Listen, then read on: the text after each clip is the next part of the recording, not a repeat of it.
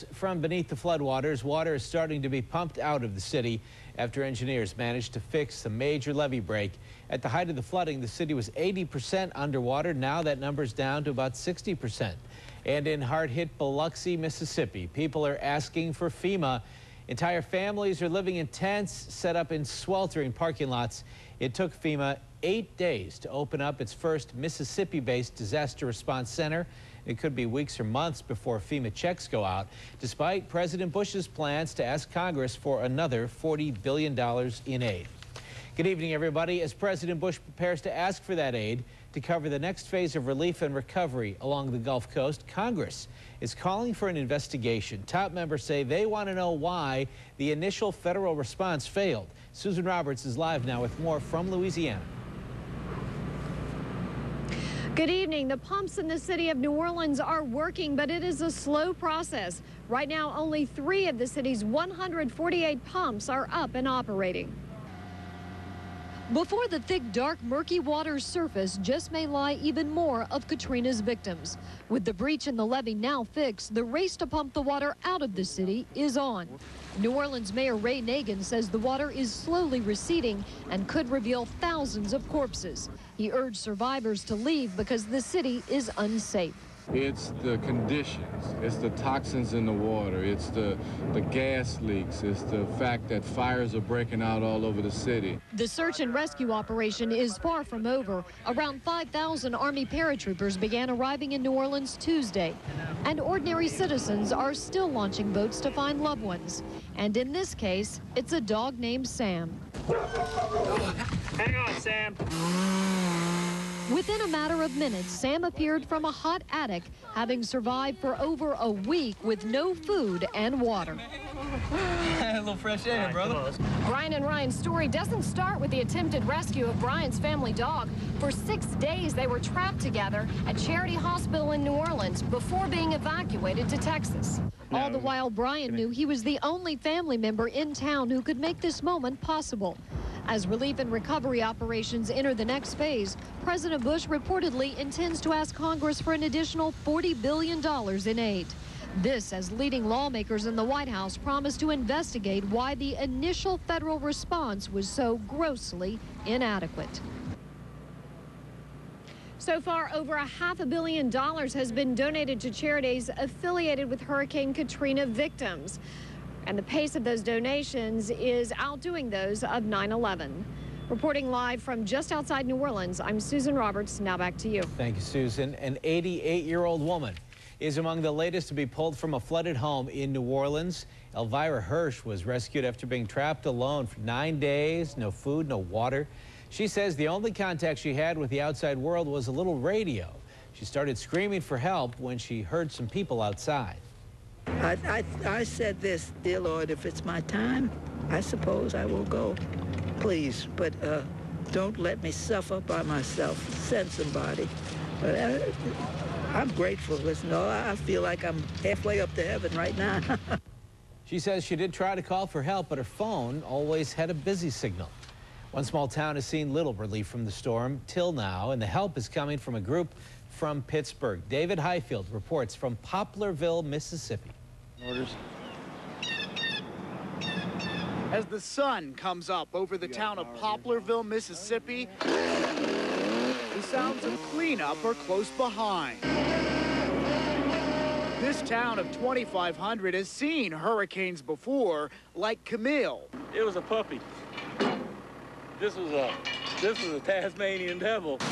The devil Katrina scared even longtime residents like Stan Warren. It was when the treetops started coming out of the trees that it kind of got a little hairy and a little dicey and everything. We were in the school, so really we couldn't hear just how bad it really was, and we were shocked when we got out. Some found their homes sliced in two by trees, part of the county's emergency management agency, blown to bits. Take a look at this. All of these roots came from one huge tree that was blown down. The trees knocked down power lines, and this town was left with no electricity. That'll make me feel better when the tree is off of my house. After a week with practically no help. Okay. All right, I'll take one case, you take the other. Volunteers from Western Pennsylvania are coming to this town's rescue. I think these are just chips. Morris McCullough is from Scott Township. No help has all come through here at all. It's really been here, but everyone goes to Biloxi and everyone's been going to New Orleans. Not that they're not critical, but the eye of the storm actually went through here. David Highfield, KDKA TV News. One family from Biloxi came to Washington County to escape the horrors back home. Kathy Wimberly put her 2 daughters and 10 grandkids into 3 cars and left town just before Katrina struck. She turned to friends living in prosperity for shelter, and they were happy to help.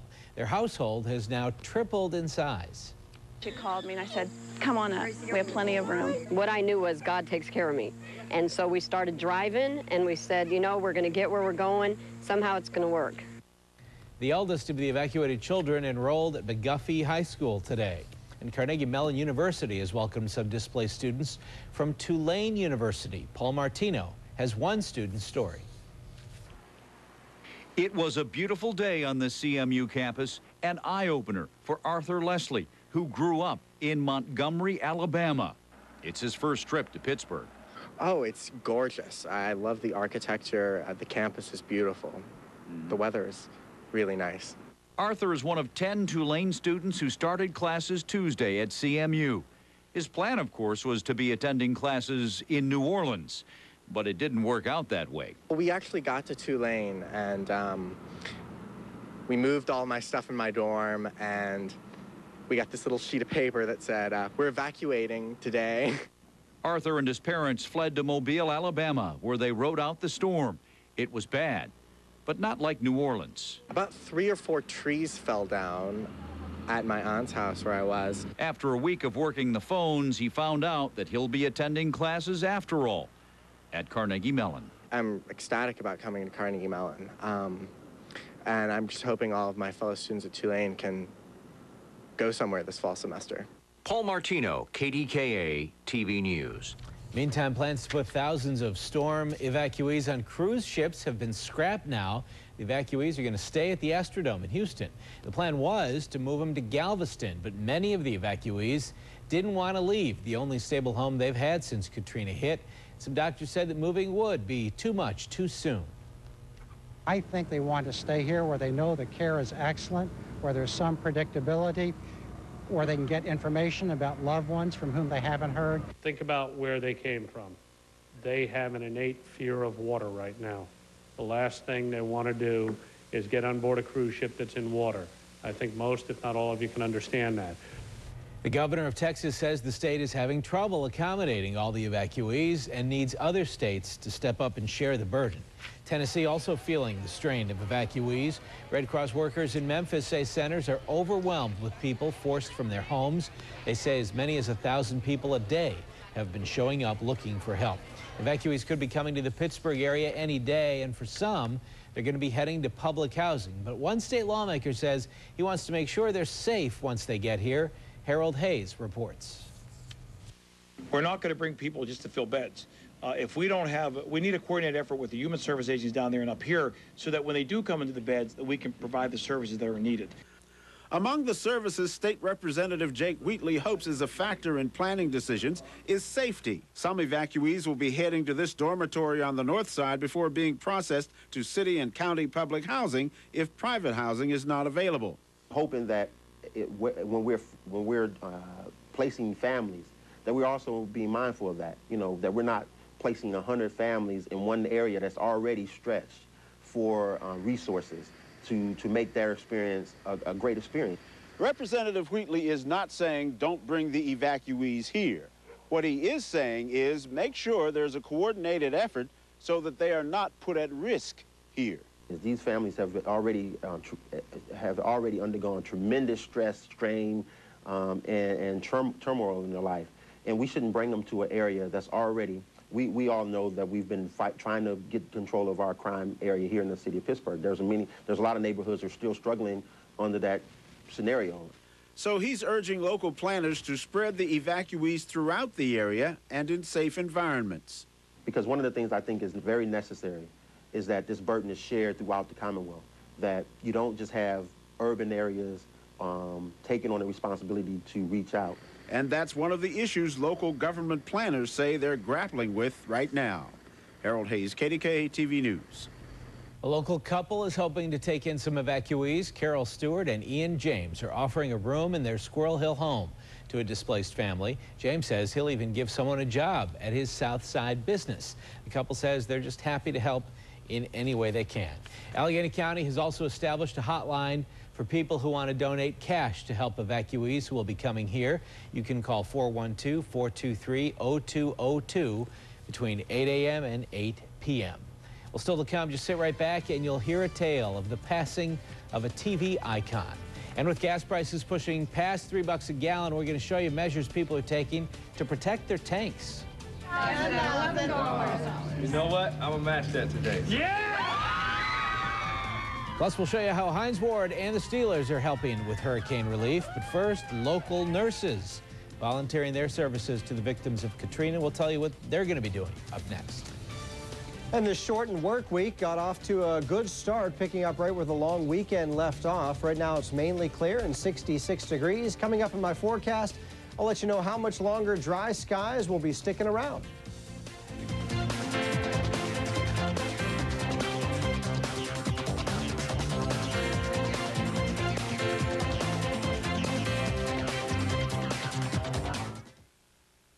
UPN Pittsburgh is TV you love. From top models to rude children, bone-crushing to lip-smacking, UPN Pittsburgh is TV you love. Right now, you can get up to $800 off select John Deere riding lawn tractors, plus no interest and no payments until April 2006. But hurry into your nearest John Deere dealer because this window of opportunity will soon be closed. You spend a lot of money on gas. How would you like to spend a lot less? Maybe even earn a free tank? It's easy at Giant Eagle with our Fuel Perks program. For every $50 you spend, you get 10 cents off per gallon of gas at GetGo. Just shop like you normally do with your Giant Eagle Advantage card and watch your savings add up. The more you spend, the bigger your discounts. Fuel Perks, just one more way Giant Eagle helps you save. Lots of Wi-Fi users work in coffee shops, which aren't always the best places to work. Wouldn't it be great to work wherever you wanted instead of only in hotspots? Now you can with Verizon Wireless Broadband Access. Wi-Fi only works in limited locations, while Broadband Access is the nation's largest, fastest, wide-area wireless broadband network and is expanding coast to coast. Now get unlimited access at a great price, so you won't get stuck in a not-so-hot spot. Verizon Wireless, we never stop working for you. KFC's new flavor station lets you choose your own flavor, so you're in charge. Finally, get your wings dipped any way you want. Choose from 3 awesome sauces: new fiery buffalo, new sweet and spicy, or classic honey barbecue. Get 6 for $2.99 or 18 for $7.99. Be the boss. Choose your sauce at KFC. UPN Pittsburgh TV you love. That 70s show, Malcolm in the Middle, Everybody Loves Raymond, and the King of Queens. Weekdays from 5 to 8. It insults me when you pretend to be a good husband. And UPN Pittsburgh TV you love. This news segment is brought to you by your local Jeep dealer. Military helicopters are still rushing supplies to the Gulf Coast, and for many patients, the clock is ticking. Makeshift emergency medical facilities have popped up across the area. Patients in serious or critical condition are stabilized and then shipped to the nearest hospital, which can be hundreds of miles away. And some patients, like one man who just had a kidney transplant, don't have the medicine they need. They told me to go to Flowood or Jackson, Mississippi to get my medicine, and I have no gas, and I don't know how to get it. It's very dangerous. I mean, there's a lot of bacteria. There's a lot of destruction out there. Doctors are also scrambling to vaccinate people against diseases such as hepatitis and tetanus.